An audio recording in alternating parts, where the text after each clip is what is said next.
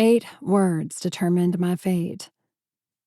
We really have to stop meeting like this. I tilted my head as she slid in beside me.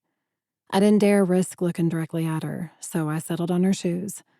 Hellfire red with a skinny heel at least 6 inches high. Stilettos in church seemed a little over the top, but judging from her posture, she wasn't seeking anyone's approval. Shh, I whispered, placing a finger over my lips. Of course. She gave a casual laugh as if our conversation wasn't about to get us both struck down. In front of me, scattered heads bowed like dominoes in prayer. Dipping my chin, I watched them under the protective brim of my blue hat. Such a bold fashion statement wasn't my usual style, but I couldn't risk being recognized. The gossip train traveled faster than the speed of light amongst Houston's tightly woven circles. Phones would buzz before I turned the ignition on my car. The guilty were always the first to announce someone else's sins. Every one of them spent the last 4 years turning a blind eye. Now it was too late for forgiveness. Leighton.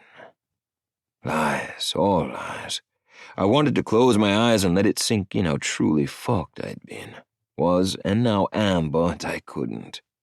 The underboss in me fought to stay in control and show no weakness, especially not for her. Well, Leighton Harcourt, I said, keeping my voice flat. You seem to have made somewhat of a mess. Double meaning, aimed and fired on purpose. Dropping the basket of chips still in her other hand, she reached for the ends of her hair, rolling them between her fingers. The move stirred something feral in me.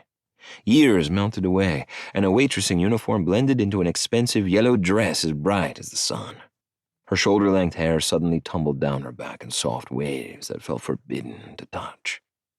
Then it all disappeared when she let out a string of curses I'd never heard fall from her lips and turned to grab a rag. Bending down to clean up the mess, she blinked a few times, as if banishing her own contaminated memories. Shit. I'm sorry, Brody. I'll clean this up. I didn't feel myself move from my chair, but I felt her stiffen the moment I knelt in front of her and took the rag from her hand. Allow me. Her body shook as my hand brushed hers. It's fine, she said, jerking her arm back and diving for one of the larger pieces of glass. I've got it. Do you? I'm not so sure you've handled much of anything. My words made the muscles in her jaw tick.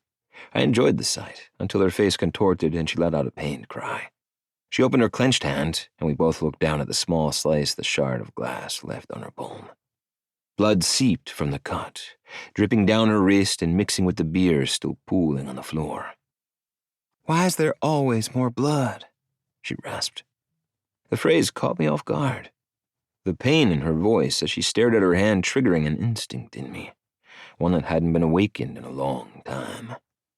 Keeping my eyes on her, I took her hand in mine and dragged the tip of my index finger through the blood in the center of her palm. Her breath hitched as she met my gaze. Everything around us disappeared, leaving only the collision of past and present sealed by blood. Blood that now coated my skin. Blood that I rubbed between my finger and thumb, staining a promise long broken by betrayal.